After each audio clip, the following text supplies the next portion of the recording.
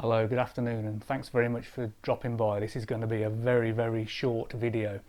I will start with a caveat and say that if you're a portrait photographer or a landscape photographer, this video may not be of much interest to you because I am basically going to be talking about wildlife photography because I've recently been asked just to produce this small video. I have a friend who's about to change from a bridge camera over to either a DSLR or a mirrorless camera. He's not sure which yet, and he asked me about shooting wildlife in Aperture Priority. Now, I will say that I never shoot wildlife in Aperture Priority. I never have. Sometimes, occasionally, I'll shoot it in Shutter Priority, but most of the time, in fact 99.9% of the time, I shoot fully manual. I have complete control over my cameras and their settings and never let the camera override anything for me. But I've been asked to do this video, so we will get on with it. This is not going to be an extensive video on Aperture Priority, by the way. I suggest you find a video which will go into all the intricacies of Aperture Priority. This is just a brief overview of Aperture Priority and why I don't use it as a wildlife photographer. So, Aperture. First of all, what is it? Aperture can basically be likened to the human eye, or particularly the iris of the eye. On a bright sunny day, your iris will close to a small pinprick to limit the amount of light flooding into your eye and hitting your retinas, because it would blind us otherwise. Conversely, on a dark night walking down a street, your retina will open up wide to gather in as much available light as it possibly can, because it's dark and we need to see where we're going. And apertures on a lens do exactly the same thing, but work in a slightly different way to the human eye. And I've contradicted myself, so let me explain. I have a lens here. This is a Sigma 300 f4 lens, f4 being the maximum aperture. In other words, at its widest point, when the lens is wide open, this lens can gather copious amounts of available light. So in dark situations, this lens is a godsend. This lens stops all the way down to f32. What do these numbers mean? Nothing. They just mean that f4 is a wide aperture, f32 is a small pinprick of an aperture, allowing only a limited amount of light into the lens. Let me try and demonstrate that. I don't know whether I can. Having said I wasn't going to make this an exhausting video, it looks like it might be anyway. Let's just close this down. So if I move close to the camera, I don't know whether you'll be able to see this or not, but that lens is now set at its maximum aperture, f32, which gives me a small pinprick hole in the aperture blade, which lets us a tiny amount of light in. And as I slowly open this lens up to f4, you'll see that the amount of light now coming down that lens is a hell of a lot more. So there's f4 and there's f32. Okay, so it basically controls the amount of light that comes down the lens, comes out the back of the lens onto the image sensor of the camera. So there is your first explanation of how it controls exposure. But these lenses, in fact all lenses, do something else in Aperture Priority. They also control, in photography, what we call depth of field. In other words, how much of your image is in focus. That lens at f4, the only thing that's ever going to be in focus is what I've put the autofocus point on the camera. Everything behind that will be completely blurred. Now, I have a series of images which I'm going to put up on the screen now to explain, and I'll talk through as we do that. So here's the first image. This is just an image of 3 cans set up on my bed, and the first image was shot at f2.8, which is on a smaller lens. It was on my Nikon 24-70 lens at f2.8. You can clearly see in this image that the only thing that's really in focus is the can at the front. The middle can and the rear can are completely and utterly blurred and out of focus. That is because I've used the widest aperture possible, f2.8, on my 24-70 lens and focused on the first can. Everything behind that is now blurred and out of focus. So let's stop the aperture down and move on to the second image. Now in this image you can clearly see, and this is set at f11, that the middle can is now starting to come into focus. Not only is the front can sharp, but the middle can is starting to clearly come into focus. And if we move to the next slide, This one is at f22, and now once again you can see that nearly all three cans now are coming into focus. The front can is in focus, the middle can is started to get into focus, and so has the rear can. So that is the effect aperture has on depth of field, or how much of your image is in focus. So there you have it. Clearly, looking at those images, there is a huge difference between f2.8 and f22. Now, lens apertures go down further than that and up further than that. I mean, you can actually get nocturnal lenses that are f1, which are massively wide, and some lenses will actually stop down to f64, which is minutely small apertures, okay? But in general, most lenses go from about f2.8 to f22. And as I've said, those numbers mean nothing. They're just designated numbers in photography. So don't get hung up about numbers. This is not a maths degree, okay? Talking of apertures as well, modern lenses, such as the lens that's on this Nikon now, this has an electronic aperture. So there is no aperture ring like the one you saw me adjusting at the start, because now the camera electronically controls the aperture within this lens. So aperture rings on new lenses don't exist anymore. Exactly the same as my preferred lens for wildlife, which is this one. This is the Nikon 200-500. As you can see on the back, there's no aperture ring at all. Everything is controlled electronically by the camera that it's connected to. So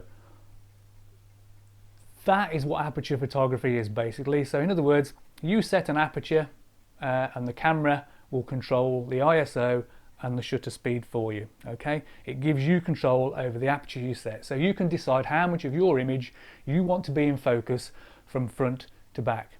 Now, I've said that this video is not for landscape and portrait photographers. Now, depth of field is extremely important to these people.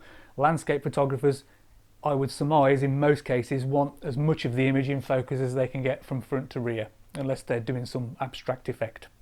Portrait photographers, conversely, a little bit like wildlife photographers, they want the subject to be in focus and everything else in the background to be completely muted.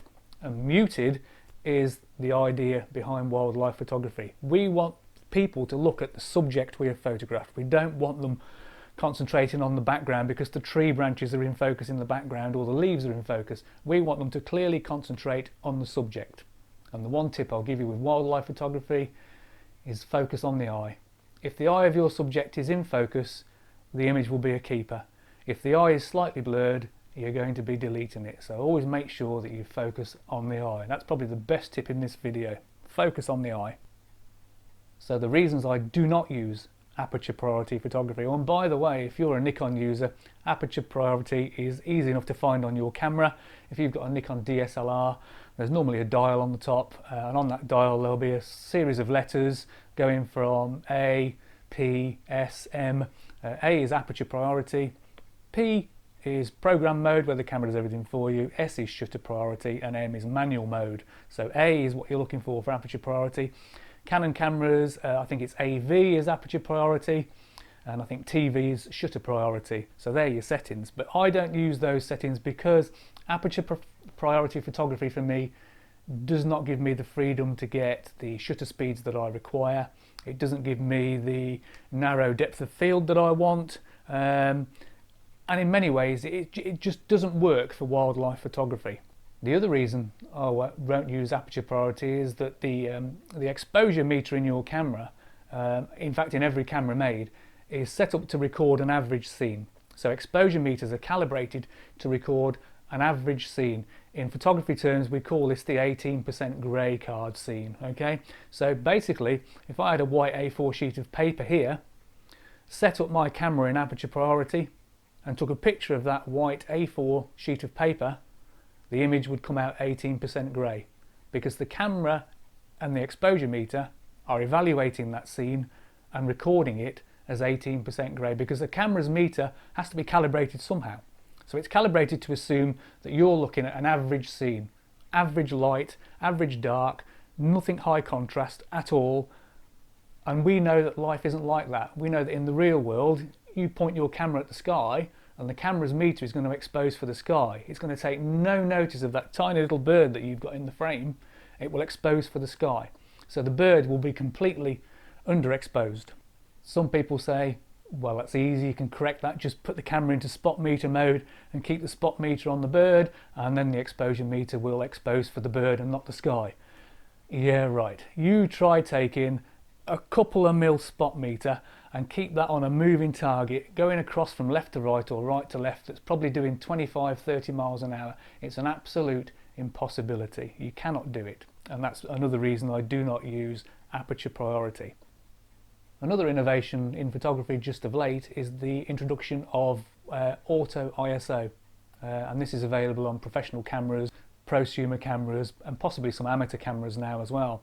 And auto ISO gives the photographer the ability to set a shutter speed and an aperture, and the camera will now match that by setting an appropriate ISO. This is great, and in the field I do use it occasionally, but not all the while. Some photographers swear by auto ISO, but I don't, because as I've said previously, cameras' exposure meters are set up to record 18% grey, and in auto ISO, as soon as you point your camera at the sky, the exposure meter is continually fooled into exposing for the sky and not the tiny subject that you're trying to acquire. That in turn nullifies any auto ISO setting, so it doesn't work for me as a photographer of birds in flight or birds that are in a tree with a lot of sky in the background. Auto ISO is a complete failure for me. Some people say they can get it to work. Personally, I can't. Whereas birds on feeders, which I don't like to photograph anyway, or birds on the ground, or animals on the ground, foxes, badgers, you name it, hedgehogs, whatever they are, in a generally well-lit scene, an average scene, auto ISO is a superb tool because it will adjust your ISO up or down as you set an aperture and a shutter speed. Okay, so I'm not killing off auto ISO completely. I'm just saying that in general use, for me as a wildlife photographer, it's no good once I start pointing my camera into a tree or into the sky. Auto ISO falls flat, but that's not the fault of auto ISO, that's the fault of the camera meter exposing incorrectly. So these are the reasons in general why I don't use Aperture Priority, because you have very little control firstly over shutter speed because you're allowing the camera to set that for you. In other words, if I set f5.6 on my lens, then the camera might set a shutter speed of, just as off the top of my head, we'll say 1/125th of a second. Now for a bird in flight, that's never going to work. The bird's always going to be blurred, because for a bird in flight, my minimum shutter speed is probably 12/50th of a second, something like that. Even higher sometimes. I try and get between 1250 and 1/8000th of a second. Anything below that, there's always going to be an element of blur in the bird's flight. Now sometimes you may want that. You may want to blur the bird's wings slightly to give the impression that the bird is moving and in flight, because it's a bit like photographing a helicopter. If you freeze the rotor blades of a helicopter in flight, to me the image is dead. It looks like the helicopter's about to fall out of the sky. So you want some amount of blur in the rotor blades to show that the image has some motion in it, which it does. A helicopter is moving. So the only other way you can go really with this is to go to shutter priority. The advantage of shutter priority over aperture priority is that you get to set the shutter speed and the camera will then set an aperture to match. Okay, so if you want to freeze that bird in flight, you select the shutter speed that you know is going to do that, and the camera will select an aperture to match. Okay, but bear in mind that even in shutter priority, if it sets an aperture, it might not be the aperture you want. It may set an aperture of f8 or f11, which gives you far too much depth of field, as we spoke about earlier, and rather than just having this lovely image of a bird in focus, you've also got the branches of the tree in focus behind it, and then the bird disappears into the background basically because too much of the image is in focus. That's my rule of thumb for using manual focus. In manual focus photography, I have control over everything. Shutter speed, ISO, aperture, everything. And I can visualize the image that I want, set the camera to record it, and press the button. I'm not saying that aperture priority doesn't have its place, and I'm not saying that shutter priority doesn't have its place.